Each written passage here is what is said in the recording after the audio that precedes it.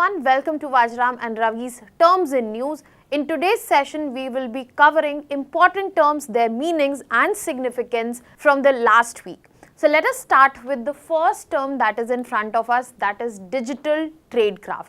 Now this term and the term tradecraft as well has been highlighted by our NSA, and when we talk about this particular term, it basically means the covert digital techniques which are used by terror networks and organized crime to hide identity and communication. It includes all sort of encrypted apps, TOR routing, VPN layers, crypto mixing. All of this is covered under one single word that is known as digital tradecraft. Now let us get to know why this particular term has been in news.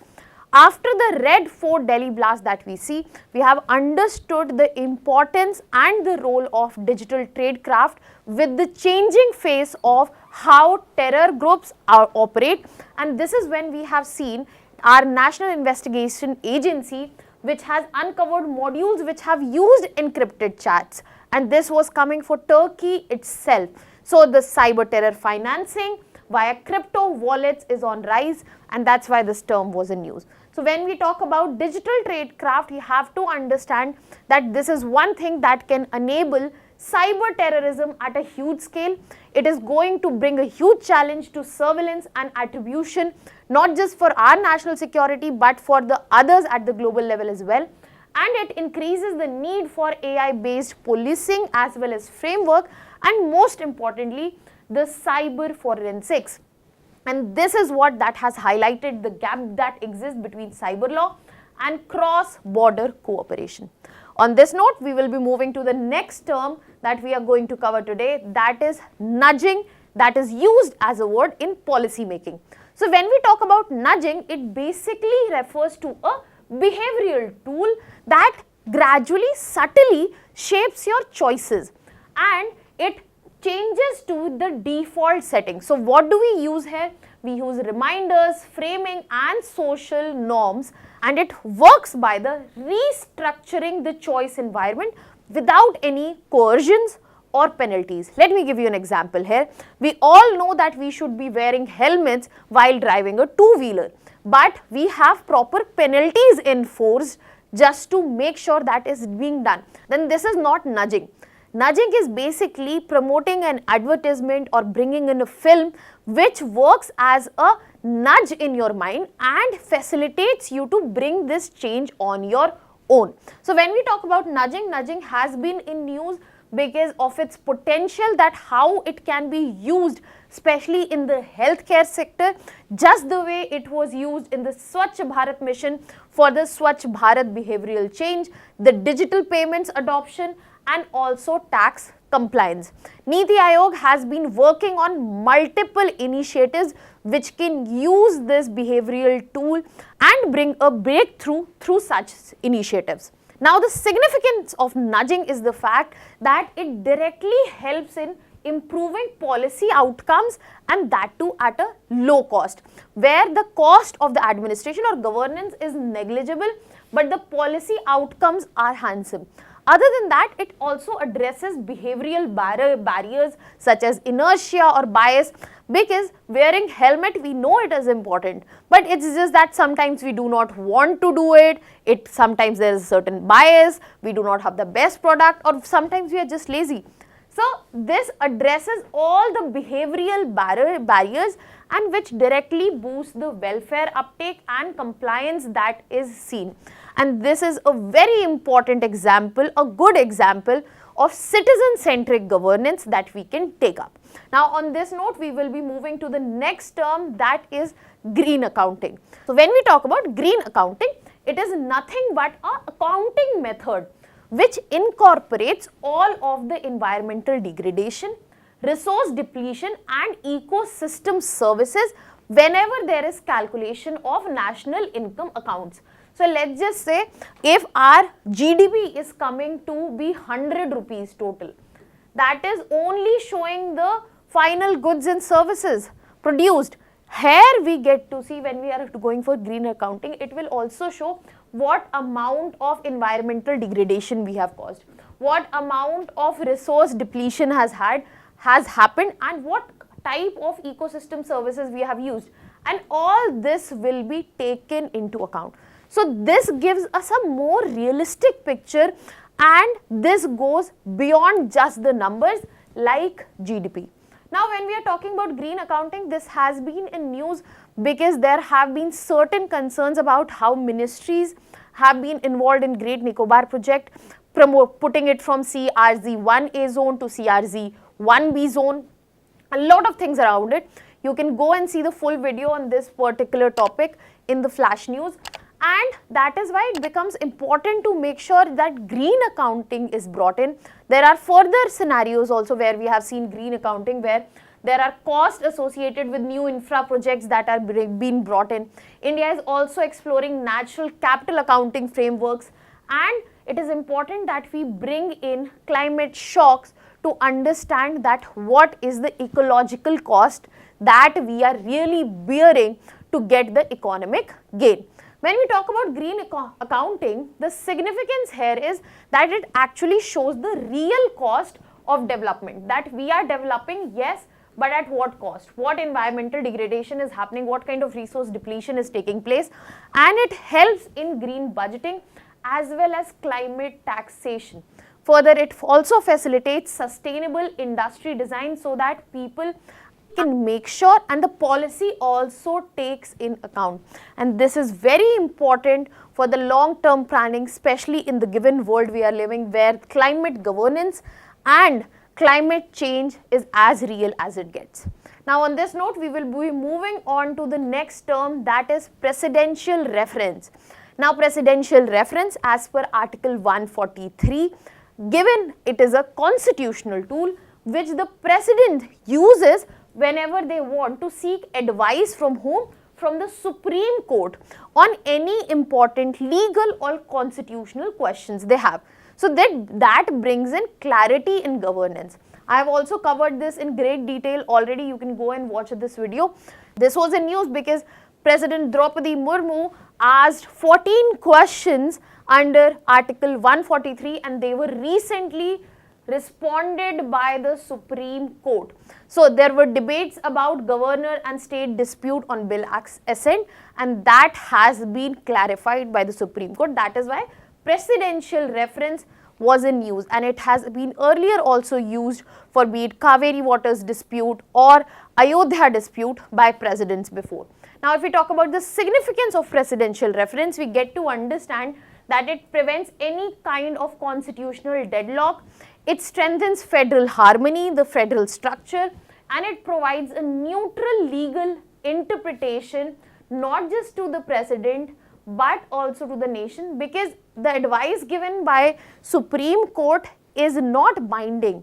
It is merely an opinion, an advice, but it carries a lot of weight. Furthermore, it avoids prolonged disputes in any of such scenario. Now on this note, we will be moving to the next term, that is mule accounts.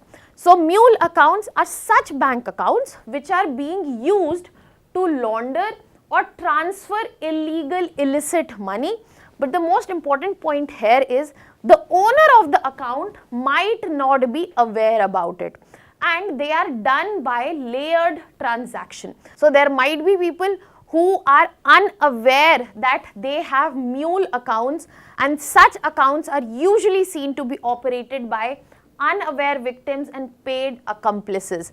The reason this has been in news, all of a sudden there has been a rising trend that has been seen, and RBI has specially pointed this out. That is why this is the investigation hotspot as of now, and this is what is being used and facilitating the surge that we get to see in cyber fraud, crypto scams and job scams. And RBI has already issued the warning against mule account misuse. Now the significance, if we talk about this particular term, you have to understand that it directly fuels online and financial crime. It helps in breaking the audit trails and also slows down the investigation. Let me give you an example to explain. For example, let's just say a person who lives in a village who has an account, but he is not acquainted with the digital means. He doesn't know about the updates that come on his phone. So that is used by a person to transfer some money into his account and then take out that money and transfer into another account, which directly enables not tracking the trails and also slowing the investigation. This also clearly highlights that there are huge KYC loopholes in our banking industry, and it calls for a boost of AI-based fraud detection as well. Now moving to the next term, that is joint crediting mechanism.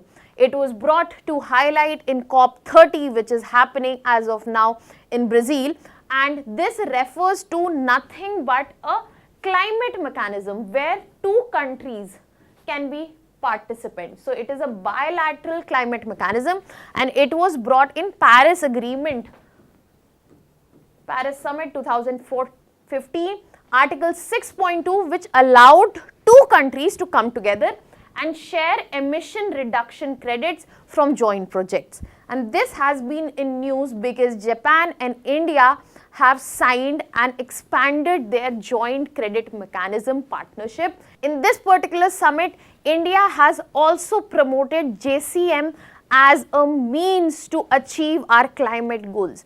So when we talk about JCM, it is an important climate finance mechanism which not only facilitates the sharing of credits but also tech transfer. Let us take an example to understand that. Now we know that India and Japan have signed the MOC. So Japan helps India with technology. It transfers technology which will reduce emissions, let's just say better boilers, air conditioners. Now India's emissions will reduce CO2 emissions will be reduced, and this will get them credits, and India will share those credits with Japan. So India will get to have better technology and Japan will get credits from this particular mission. So it also enables low cost mitigation, and most importantly, it strengthens diplomacy when we are talking about climate based. And it also helps in achieving the nationally determined contribution targets which are set by each country. Now on this note, we will be moving on to the next term, that is cognitive warfare. Cognitive warfare basically means when you use information operations or psychological tools or digital manipulations and narratives in form of a weapon, and you use that to influence the population and their behavior, also perception. So this is an evolved version of cyber warfare where you directly hit the habits, ability of people. You form a certain perception in their mind, and that is what is used against the very nation itself. Now cognitive warfare has been in news because AI-driven disinformation campaigns have been running on Twitter for Russia-Ukraine war as well, in terms of China, Pakistan and India as well. So nations have been studying tools that influence public opinion via using AI bots, deepfakes and targeted misinformation. Please don't forget that Pakistan has been trying to use this with their limited technology that they have. The significance of cognitive warfare is that it directly hits the national security as well as the psychology of the citizens, and it directly compromises the election integrity and also brings in the risks around behavioral manipulation as well. Now on this note, we will be moving to the next term that is platform neutrality. When we talk about platform neutrality, it is basically a principle that digital platforms will basically not discriminate between the stakeholders, for example the sellers which are present there, for example the content which is present on their platform or the apps which are present on the platform, so that there is ensuring of equal access and fair competition on their platform itself. Now this has been in news because there have been conversation about Digital Markets Act in India. So debates linked to competition laws, anti-self-preference rules like DMA and India's digital competition bill have been doing rounds. Now the significance of platform neutrality is that it helps in protecting small businesses, it limits the gatekeeper power. That means it limits the power of the platform and making sure there is limited or no misuse at all. It promotes open and free digital markets, and it also encourages innovation.